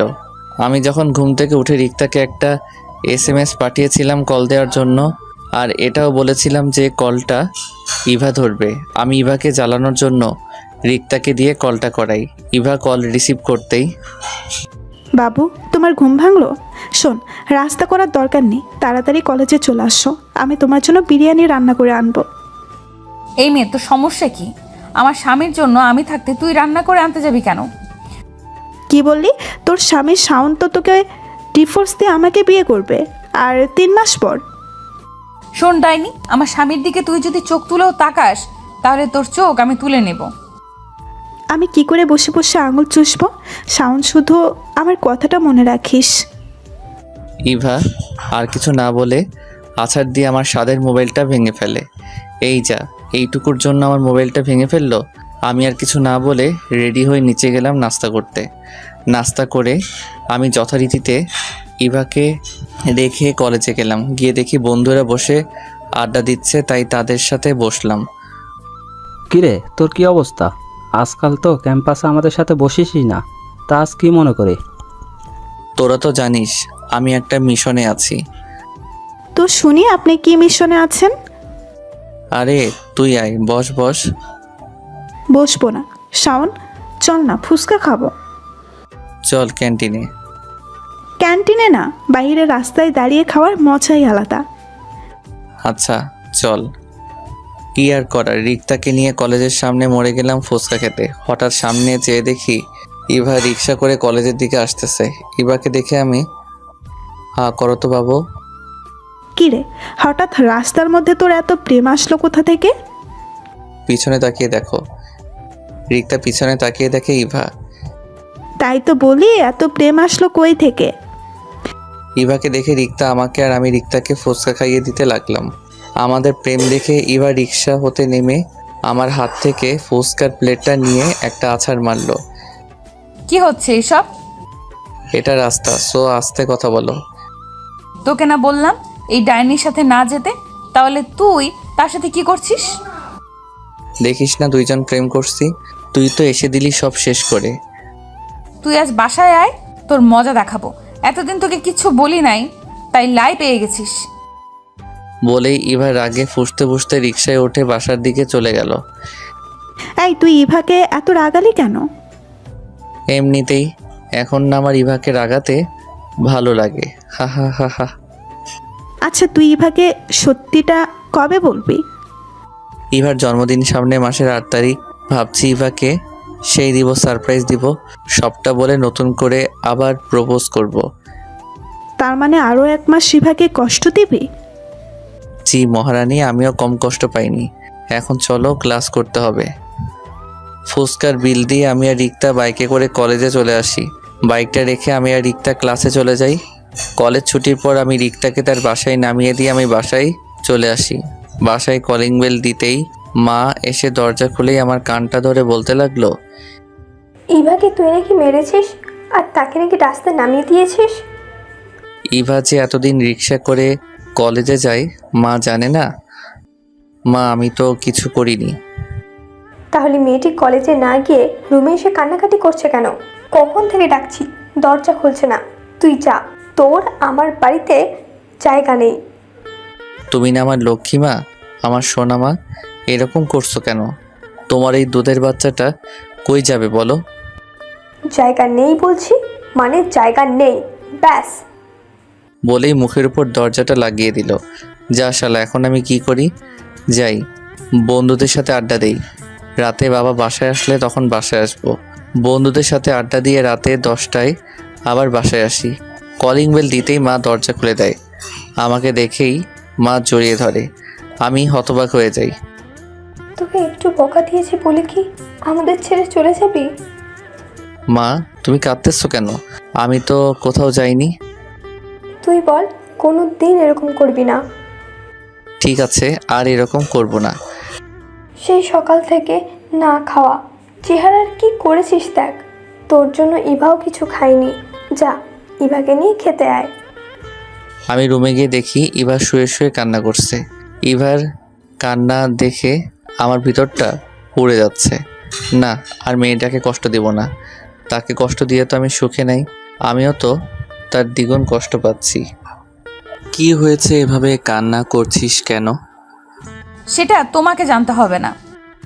আচ্ছা চল, সকাল থেকে নাকি কিছুই খাওনি? না, আমি খাবো না, তুমি খেয়ে নাও। আচ্ছা ঠিক আছে, খিদা লাগলে এমনিতেই খাবে। আমি নিচে গিয়ে দেখি মা খাবার রেডি করে বসে আছে। কি রে, ইভা কই? তোমার বৌমা নাকি খাবে না? আচ্ছা, তুই খেয়ে ইভার জন্য খাবার নিয়ে রুমে যাস। আচ্ছা, তুমি ইভার জন্য খাবার বেড়ে দাও।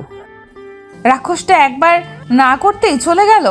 আমি যে তার সাথে রাগ করে খাইনি, আমাকে একবার জোর করলো না। খিদায় পেটে ইঁদুর দৌড়াচ্ছে। এখন কি করি? না খেয়ে থাকতে হবে সারা রাত। কেন যে সে সময় না করতে গেলাম? এই কি সাউন্ড প্লেট হাতে রুমে আসতেছে, সে কি আমাকে দেখিয়ে দেখিয়ে খাবে নাকি?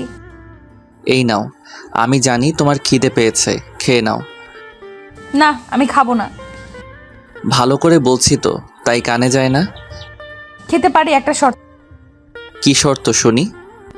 আমাকে খাইয়ে দিতে হবে। শাওন কিছু একটা ভেবে ইভার মুখের সামনে খাবার তুলে দিল। হাঁ করো। ইভা হা করলে শাওন ইভাকে খাইয়ে দিতে লাগলো। এবার খুব ভালো লাগছিল। এই কয়েকদিনে শাওনকে খুব ভালোবেসে ফেলেছে। শাওনের প্রতিটি স্পর্শ এখন ইভার ভাল লাগে। কেন যে আগের শাওনকে অবহেলা করলো? ইভাকে খাইয়ে দিয়ে ইভার মুখটা মুছে দিয়ে প্লেটটা টেবিলে রেখে দিলাম। মনে মনে ভাবছি মেয়েটা সত্যি আমাকে খুব ভালোবাসে। শাওন, তুমি কি সত্যি আমাকে ডিভোর্স দিয়ে দিবে? কেন, তুমি ডিভোর্স চাও না? না, আমি ডিভোর্স চাই না। সেদিন আমি এমনিতেই রাগে ডিভোর্সের কথা বলেছিলাম। এ ব্যাপারে আমরা পরে কথা বলি বলে আমি সোফায় শুয়ে পড়লাম। সকালবেলা ইভার ডাকে ঘুম ভাঙলো। ফ্রেশ হয়ে নাস্তা করলাম। কলেজে যাওয়ার জন্য রেডি হচ্ছি। এমন সময়, চলো না, আজ আমরা ঘুরতে যাই।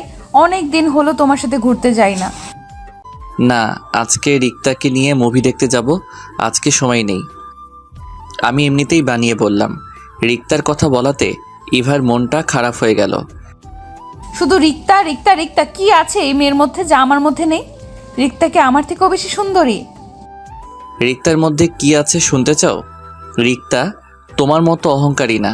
রিক্তার ভালো একটা মন আছে যা তোমার মধ্যে নেই। তাছাড়া রিক্তা আমাকে খুব ভালোবাসে। কি পেয়েছি তোমাকে ভালোবেসে বলতে পারবে? চড় থাপ্পড় ছাড়া। সেই ছোটকাল থেকে তোমাকে ভালোবেসেছি, বিনিময়ে কি পেয়েছি? শুধুই অবহেলা। এখন আমাকে একটু শান্তিতে থাকতে দাও। ইভার দিকে চেয়ে দেখি শুধুই চোখের জল ফেলছে, আর কিছুই বলছে না। শোন, আমার সামনে এসব ন্যাকা কান্না করবে না। এসব আমার একদম পছন্দ না। এদিকে ইভা ভাবছে আগে শাওন তাকে কত ভালোবাসতো, তার জন্য কত কি করতো। তার মন খারাপ দেখলে সহ্যই করতে পারতো না, তাকে হাসানোর কত চেষ্টা করতো। সেই শাওন এখন বলছে তার কান্না নাকি নেকি কান্না। এসব ভেবে ইভা হাউ বাহু করে কেঁদে উঠলো। আমি তাড়াতাড়ি করে ইভার মুখটা চেপে ধরি। মা শুনতে পারলে আজ আমার খবর আছে। কালকে কোনো রকম বেঁচে গেছি। ইভা প্লিজ কান্না থামাও। মা শুনতে পারলে আমাকে মেরে ফেলবে। ইভা কান্না থামালো, কিন্তু মাঝে মধ্যে ফুপাচ্ছে আর চোখের জল ফেলছে। যতই হোক ইভাকে ভালোবাসি তো, তাই ইভার সামনে বসে ইভার চোখের জল মুছে দিয়ে বললাম, সরি। আচ্ছা চলো, আজ আমিও তোমার সাথে রিক্সা করে কলেজে যাব। ইভা কান্নামাখা কণ্ঠে বলল, না, তুমি যাও, আমি কলেজে যাব না। আমি আর কিছু না বলে কলেজে চলে গেলাম। আমি জানি ইভা এখন দরজা লাগিয়ে শুয়ে শুয়ে কান্না করবে। করুক, তাতে আমার কি? আমিও তো ইভার জন্য কম কান্না করিনি। কলেজে এসে কিছুই ভালো লাগছে না। না, আজ ইভার সাথে একটু বেশি করে ফেলেছি। কিরে, কখন থেকে দেখছি মন খারাপ করে বসে আছিস? কিছু কি হয়েছে? তেমন কিছু না, এমনি মন খারাপ। আমরা কি তোর আপন কেউ? আমাদেরকে বলবি? এখন তো তোর রিক্তাই আপন। তুইও শুরু করলি? আচ্ছা শোন, তারপর সবটা বললাম ওদের। ইভা তো এখন তোকে ভালোবাসে, তাহলে তাকে বলে দিচ্ছিস না কেন? ভাবছি ইভার জন্মদিনের ইভাকে সারপ্রাইজ দিব। তুই যা ভালো মনে করিস। আচ্ছা এখন চল ক্লাসে যাই। তারপর সবাই ক্লাসে চলে গেলাম। কলেজ ছুটির পর বাসায় এসে কলিং বেল দিতেই মা দরজা খুলে দেয়। রুমে এসে দেখি ইভা রুমে নেই, হয়তো বেলকনিতে হবে। আমি ফ্রেশ হয়ে বেলকনিতে গেলাম, সেখানেও ইভা নেই। ছাদে গেলাম, ছাদেও ইভা নেই। তাই তাড়াতাড়ি করে মার কাছে গেলাম। মা, ইভা কই? ইভাদের বাড়ি গেছে। আমি রুমে গিয়ে দেখি মায়ের জন্য নাকি কান্না করছে, তাই বললাম কয়েকদিন মায়ের কাছে থেকে আসতে। ও আচ্ছা। তুইও যা, তুইও তো বিয়ের পর শ্বশুরবাড়ি যাসনি। আচ্ছা ঠিক আছে। আমি রুমে গিয়ে ফ্রেশ হয়ে কিছুক্ষণ রেস্ট নিয়ে বিকালের দিকে শ্বশুরবাড়ি গেলাম। দরজায় কলিং বেল দিতেই সুমা এসে দরজা খুলে দেয়। সুমা ইভার ছোট বোন। কি দুলা ভাই, আপুকে ছাড়া বুঝি ভালো লাগছিল না, তাই আপু আসতে না আসতেই চলে এসেছেন? আরে না শালিকা, আমি আসছি। তোমার জন্য কতদিন তোমাকে দেখি না। হয়েছে, আর পাম দিতে হবে না আমাকে। এলো রে সুমা। মা, দুলা ভাই এসেছে। বাবা কেমন আছো? জি মা, ভালো। আপনি কেমন আছেন? তো বাবা, বাড়ির সবাই ভালো আছে তো? জি মা, সবাই ভালো আছে। বাবা উপরে যাও, ইভা রুমেই আছে। আমি ইভার রুমের সামনে এসে আসতে পারি? ইভা আমার দিকে তাকিয়ে শোয়া থেকে উঠে বলল, তুমি কখন এলে? আর বাইরে দাঁড়িয়ে আছো কেন? ভেতরে আসো। আমি ভিতরে গিয়ে সোফায় বসলাম। তুমি ফ্রেশ হয়ে নাও, আমি তোমার জন্য কফি বানিয়ে আনছি। আমি ফ্রেশ হয়ে এসে দেখি ইভা কফি নিয়ে দাঁড়িয়ে আছে। এই নাও। আমি কফিটা নিয়ে বেলকনিতে দাঁড়িয়ে কফি খাচ্ছি। ইভার রুমের বেলকনিটা খুব সুন্দর। বেলকনিতে কয়েক ধরনের ফুলের গাছ আছে, খুব সুন্দর দেখতে। সুমা মনে হয় এগুলো দেখাশোনা করে। বেলকনিতে খুব সুন্দর মনোরম পরিবেশ একটা। আমি কফি খাচ্ছি আর মনোরম সৌন্দর্য উপভোগ করতে লাগলাম। অর্ধেক কফি খেতেই হঠাৎ ইভা এসে ছো মেরে কফিটা দিয়ে গেল। এটা কি হলো? তোমার আর খেতে হবে না, বাকিটা আমি খাবো। বলে ইভা কফিতে চুমুক দিল। আজব তো, নিজের জন্য একটা বানিয়ে আনলেই তো পারে, আমারটা নিয়ে গেল। আমি আর সেখানে দাঁড়িয়ে না থেকে রুমে এসে পড়লাম। রুমে এসে একা একা ভালো লাগছে না, তাই গল্প লিখতেছিলাম। দুলা ভাই রুমে কার সাথে এত চ্যাটিং করেন? আমি সামনে তাকিয়ে দেখি সুমা। চ্যাটিং করি না শালিকা, গল্প লিখছিলাম। এখন গল্প লিখতে হবে না, চলেন ছাদে যাই, আড্ডা দিব। আপু তুইও চল না। তারপর ছাদে তিনজন বসে আড্ডা দিলাম। সুমা মেয়েটা না খুব মিশুক, এত কথা বলতে পারে মেয়েটা। কথা বলতে শুরু করলে থামতেই চায় না। শাশুড়ি আম্মা ছাদে এসে ডেকে গেছেন রাতের খাবার খাওয়ার জন্য, তাই নিচে চলে যাই। নিচে গিয়ে খাবার টেবিল দেখে তো আমার চোখ কপালে উঠে গেল। এত খাবার! খাবার দেখে মনে হচ্ছে এই বাড়িতে থেকে যাই আজীবন, জামাই আদর পাবো। খেতে বসে তো পড়লাম আরেক বিপদে। কি বাবা, কিছুই তো খাচ্ছ না? এটা নাও ওটা নাও, না করার শর্তেও জোর করে দেয়। এত খাবার মনে হয় আমি জীবনেও খাইনি। খাওয়া দাওয়া শেষে রুমে চলে আসি। এই তোমার মা কি আমাকে মারার প্ল্যান করছে নাকি? ইভা আমার দিকে অবাক হয়ে তাকিয়ে আছে। জোর করে এত খাবার খাওয়ালো, আমার খুব ক্লান্ত লাগছে। আচ্ছা একটা বালিশ দাও, আমি ঘুমাবো। শোনো, তুমি খাটে ঘুমাও, আমি সোফায় থাকি। না থাক, তুমি খাটে থাকো। আমাদের বাড়িতে এসে তুমি সোফায় থাকবে তা হয় না। তোমার সোফায় থাকা অভ্যাস নাই, তুমি থাকতে পারবে না। আচ্ছা ঠিক আছে, আমরা দুজনেই খাটে থাকি, মাঝখানে কোলবালিশ থাকবে। আচ্ছা ঠিক আছে বলে আমি খাটে একপাশে শুয়ে পড়লাম। সকালবেলা ঘুম ভাঙতেই আমার বুকে ভারী কিছু একটা অনুভব করলাম। চোখ খুলে দেখি ইভা আমার বুকে মাথা দিয়ে শুয়ে আছে। তখন যে আমার কি ভালো লাগছিল তা বলে বোঝাতে পারবো না। এই প্রথম ইভার আমার এত কাছে এসেছে। নিজের অজান্তেই ইভাকে আমি জড়িয়ে ধরি। কখন যে আবার ঘুমিয়ে গেছি বলতেই পারিনি। ইভার ডাকে আবার ঘুম ভাঙলো আমার। ইভা একটা মুচকি হাসি দিয়ে বলল, এখন আমাকে ছাড়বে নাকি এইভাবে জড়িয়ে ধরে রাখবে? ও সরি। এই যা খেলাম একটা বাস। কেন? যখন ঘুমিয়ে গেছিলাম। লজ্জায় এখন আমার মাথা কাটা গেল। ইভা ফ্রেশ হয়ে এসে আমার দিকে তাকিয়ে মুচকি একটা হাসি দিল। আমি পুরো লজ্জায় শেষ হয়ে গেলাম। যাও, আর লজ্জা পেতে হবে না, ফ্রেশ হয়ে এসো। মা কয়েকবার ডেকে গেছেন নাস্তা করার জন্য। আমি বিছানা হতে উঠে ফ্রেশ হতে চলে গেলাম। ফ্রেশ হয়ে এসে ইভার সাথে নিচে গেলাম। আমি আর ইভাই শুধু খেতে বসেছি। মনে হয় অন্যরা খেয়ে ফেলেছে। কি দুলা ভাই, আপু কি রাতে ঘুমাতে দেয় না? সকালবেলা এত ঘুমান। সুমা তুই চুপ করবি? আর তুই কলেজে যাসনি কেন? আজকে দুলা ভাইয়ের সাথে ঘুরতে যাব। আচ্ছা ঠিক আছে, বিকালের দিকে যাব। না, দুলা ভাইকে এখন শপিংয়ে নিয়ে যাব, কিছু কেনাকাটা করে তারপর বিকাল দিকে ঘুরতে যাব। খাইছে রে আমারে, এই মেয়েকে নিয়ে মার্কেটে গেলে তো আমার পকেট পুরো ফাঁকা করে দিবে।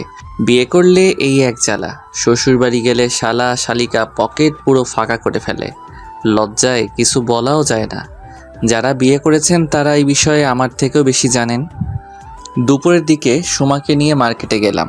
সুমা শুধু ঘুরে ঘুরে দেখে, কিছুই পছন্দ হচ্ছে না। অবশেষে 2টা জামা নিল। আমিও ইভার জন্য পছন্দ করে একটা নীল শাড়ি কিনলাম। বিয়ের পর কিছুই দেয়নি মেয়েটিকে, কোনোদিন কিছু চাইও নি মেয়েটি। সুমাকে নিয়ে একটা রেস্টুরেন্টে গেলাম। লাঞ্চ করে বাসায় চলে আসি। আমি রুমে গিয়ে দেখি ইভা শুয়ে আছে। আমি শাড়ির প্যাকেটটা খাটে রেখে ফ্রেশ হতে গেলাম। ফ্রেশ হয়ে এসে দেখি ইভা শাড়িটা দেখতেছে। শাড়িটা কি আমার জন্য এনেছো? না, এটা রিক্তার জন্য কিনেছিলাম। তুমি যেহেতু প্যাকেটটা খুলে ফেলেছো তাহলে তুমি রেখে দাও। মিথ্যা বললাম, সত্যিটা তো আপনারা জানেন। ইভা ছলো ছলো চোখে আমার দিকে তাকিয়ে আছে। মনে হয় এখনই বৃষ্টি নামবে, তাই আমি আর কিছু না বলে রুম থেকে বেরিয়ে যাই। বিকালে সুমা আর আমি ঘুরতে যাব। ইভাকে বললাম আমাদের সাথে যাবে কি না। ইভার নাকি ভালো লাগছে না, তাই যাবে না। আমি সুমাকে নিয়ে একটা নদীর পাড়ে গেলাম। সেখানে কিছুক্ষণ ঘোরাঘুরি করি। সুমা বায়না ধরল ফুচকা খাবে, তাই রাস্তার পাশে একটা ফুচকার দোকানে দাঁড়াই। সুমা ফুচকাওয়ালা মামাকে বেশি করে ঝাল দিতে বলল। সুমা 2টা ফুচকা খেয়েই ঝালে কাতরাতে লাগলো। পানি পানি দুলো ভাই পানি। মামা পানি দেন। মামা পানি তো শেষ। কি বলেন, ফুচকা বেচেন আর পানি রাখেন না? বলে আমি দোকানের দিকে হাঁটা দিলাম পানি আনতে।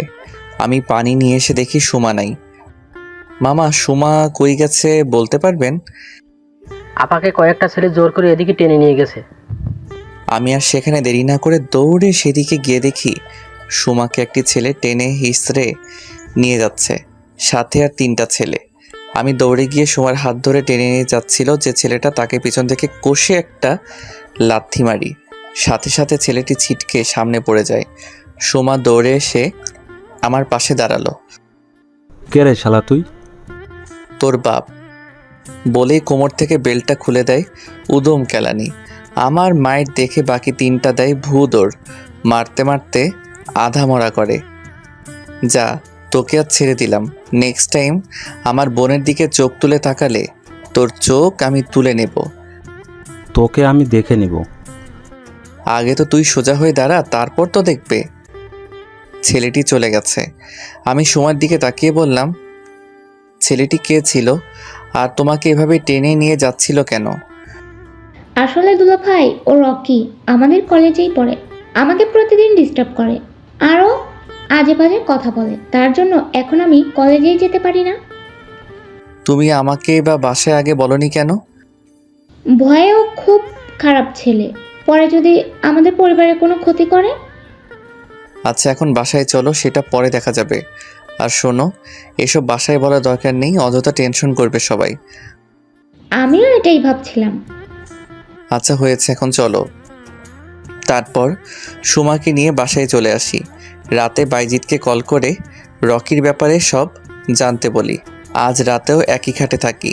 মাঝখানে কোলবালিশ রেখে সকালবেলা ইভার ডাকে ঘুম ভাঙে। আমি বললাম, কি হয়েছে, এত সকালে ঘুমটা ভাঙালে কেন? মা ফোন করেছিল, বাবার শরীরটা নাকি ভালো না, তাই আমাদেরকে বাসায় চলে আসতে বলল। কি হয়েছে বাবার? তেমন কিছু না, রাতে নাকি প্রেশারটা একটু বেড়ে গেছিল। আচ্ছা তুমি রেডি হয়ে নাও, আমরা এখনই চলে যাব। আচ্ছা তুমি ফ্রেশ হয়ে আসো, আম্মু নাস্তা রেডি করছে, খেয়ে চলে যাব। আমি ফ্রেশ হয়ে নাস্তা করে শ্বশুর শাশুড়িকে সালাম করে সুমার কাছে যাই। শোনো, একদম ভয় পাবে না, যদি কোনো সমস্যা হয় তাহলে আমাকে জানাবে। ঠিক আছে দুলা ভাই। তারপর আমি আর ইভা বাইকে করে বাসায় চলে আসি। আমি মাকে বললাম, মা বাবা কই? বাবার কি হয়েছে? তেমন কিছু না, রাতে প্রেশারটা একটু বেড়ে গেছিল, এখন ঠিক আছে, তাই অফিসে গেছে। এই শরীর নিয়ে তুমি বাবাকে অফিসে যেতে দিলা? তুই জানিস না তোর বাবা কীরকম, আমার কথা কখনো শুনে? আচ্ছা, আমি রুমে গেলাম। বলেই রুমে চলে আসি। বিকালবেলা বন্ধুদের সাথে আড্ডা দিতে শিমুলতলি গেলাম। কিরে, শ্বশুরবাড়ি হতে চলে আসলি যে? তোদেরকে ছেড়ে ভালো লাগছিল না, তাই চলে আসলাম। আচ্ছা শুন, রকি ছেলেটার ব্যাপারে খোঁজ নিয়েছিলাম। ছেলেটা তেমন ভালো না, বাবা কোটিপতি, তাই ছেলে যা ইচ্ছে তাই করে বেড়ায়, আরও একবার যা বলে তা করেই ছাড়ে। আচ্ছা বাদ দে এসব। মিমের কি খবর? মিমের কথা আর বলিস না, শুধু প্যারা দেয়। বিয়েটা কর, তারপর বুঝবি প্যারা কাকে বলে, কত প্রকার ও কি কি। বন্ধুদের সাথে আরও কিছুক্ষণ আড্ডা দিয়ে রাতে বাসায় আসি। কলিং বেল দিতেই ইভা এসে দরজা খুলে দিল। তুমি ফ্রেশ হয়ে এসো, আমি খাবার রেডি করছি। আচ্ছা। আমি ফ্রেশ হয়ে এসে ডিনার করলাম আর ইভাকে বললাম, বাবা কোথায়?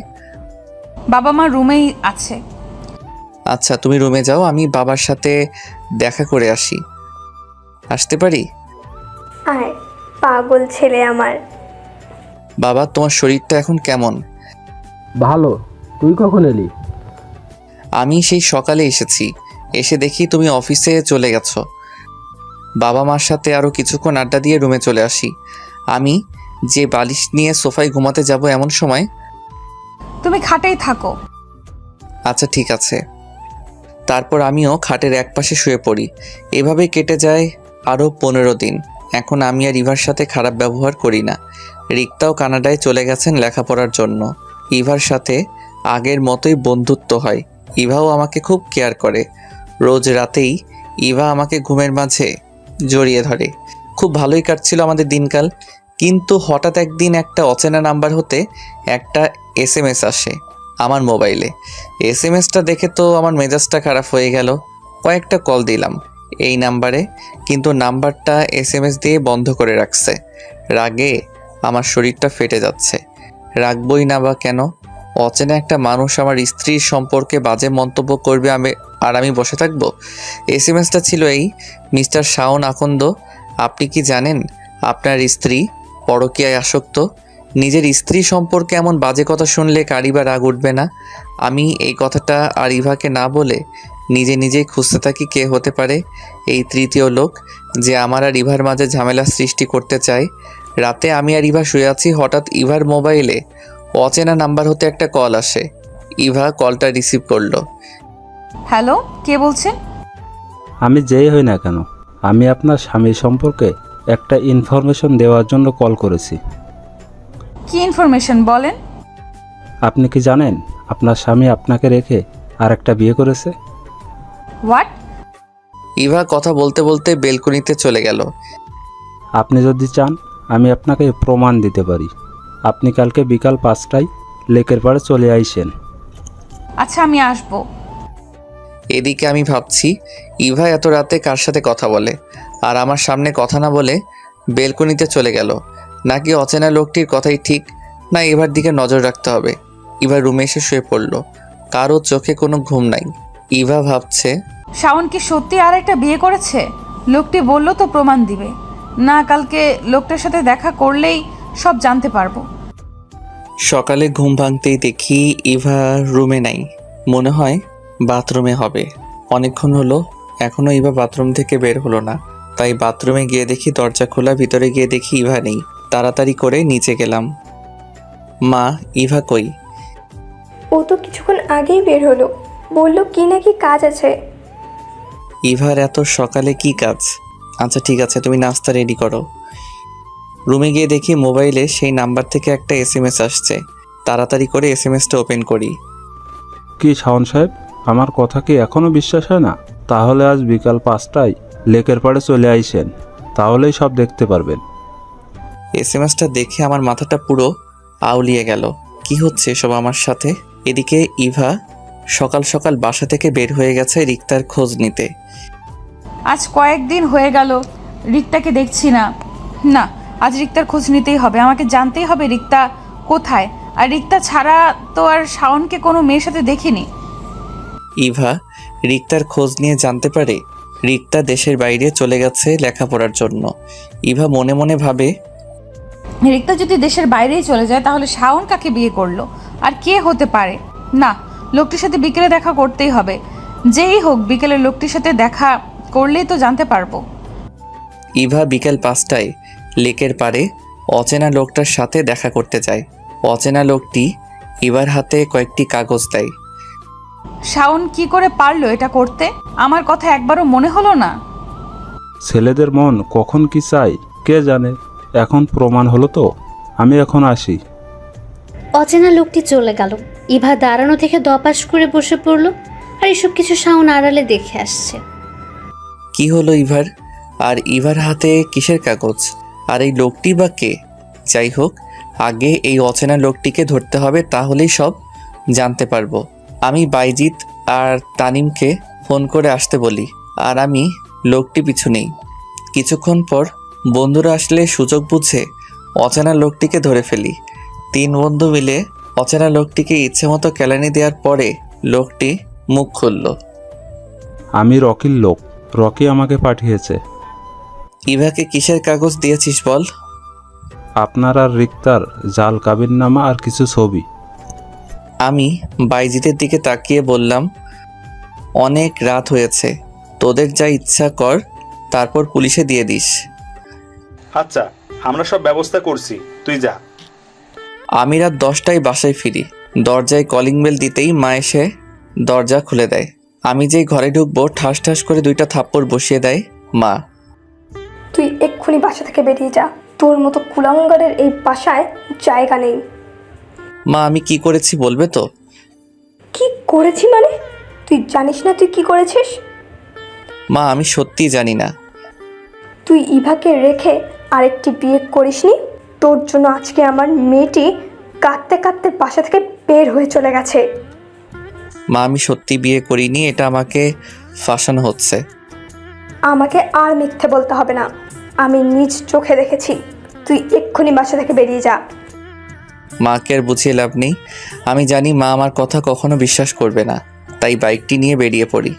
গন্তব্য ইভাদের বাসা। প্রায় 11টায় ইভাদের বাসায় যাই। দরজার কলিং বেল দিতেই শাশুড়ি আম্মা দরজা খুলে দেয়। শাওন, তুমি ভিতরে আসো। মা ইভা কই? রুমে আছে, যাও তুমি। যাক, এই বাড়িতে মনে হয় জানে না, তাই জামাই আদর করতেছে। আমি ইভার রুমে গিয়ে দেখি ইভা রুমে নাই। কিছুক্ষণ পর ইভা ওয়াশরুম থেকে বের হয়ে আমাকে দেখে বলল, তুমি কেন এসেছো? এখনই আমার রুম থেকে বেরিয়ে যাও। আমার বউটা দেখি আমার সাথে রাগ করছে। ছুবে না তুমি আমাকে। বলেই এক ধাক্কা দিয়ে আমার থেকে নিজেকে ছাড়িয়ে নিল। কি ভুল করেছি আমি বলবে তো আমাকে?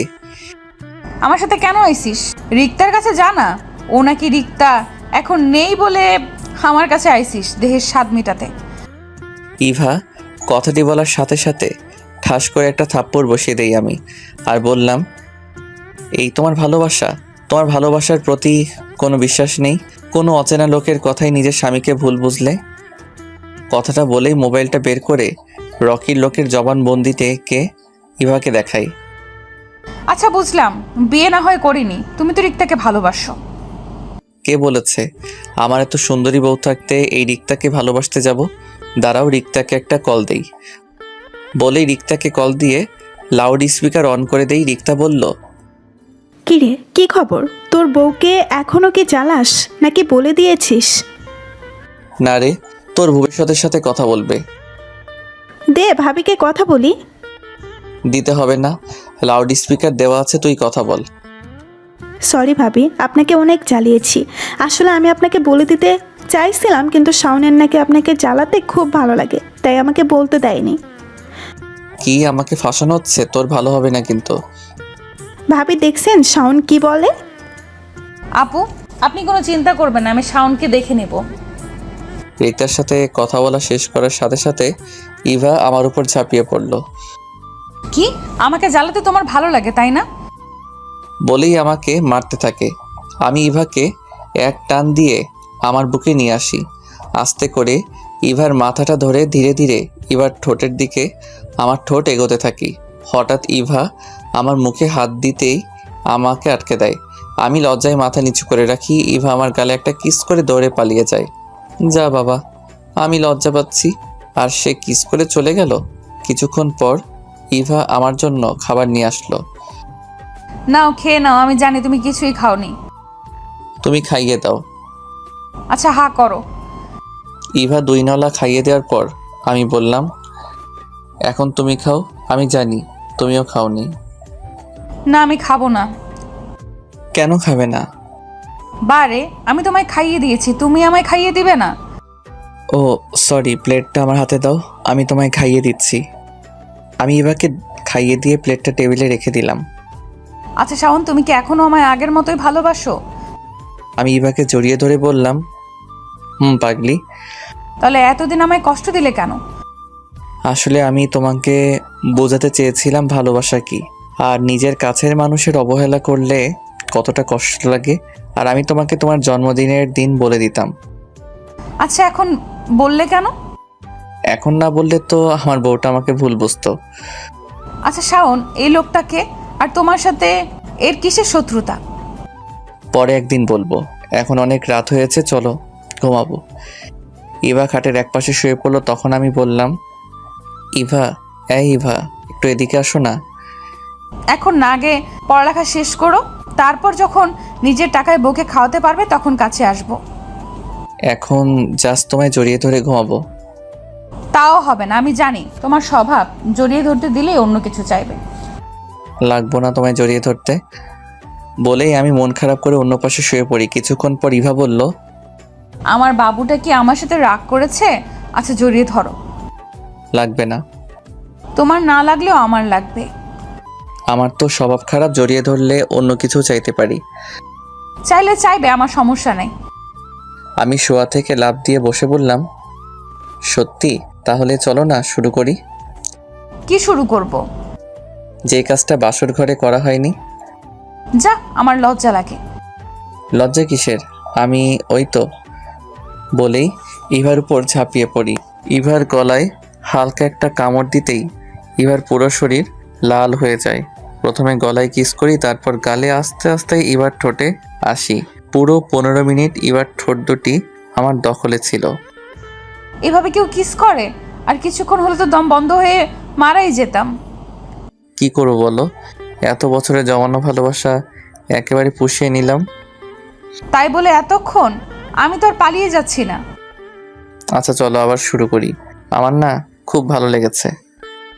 এখন ইভার শাওন হারিয়ে গেছে এক অজানা সুখে। এতদিন পর তাদের ভালোবাসা পূর্ণতা পেল। 5 বছর পর আমি বাসায় এসে কলিং বেল দিতেই শাওমি এসে দরজা খুলে দেয়। শাওমি আমার মেয়ে। মামনি, তোমার আম্মু কই?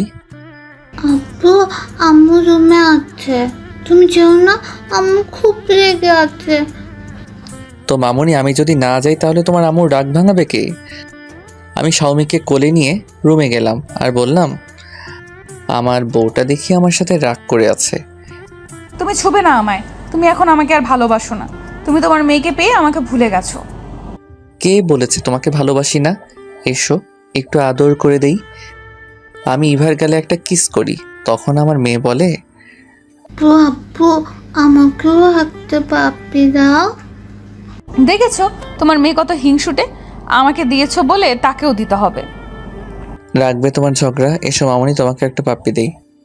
আর এইভাবেই চলতে থাকে আমার সুখের সংসার। আপনারা সবাই দোয়া করবেন আমাদের জন্য। খোদা হাফেজ।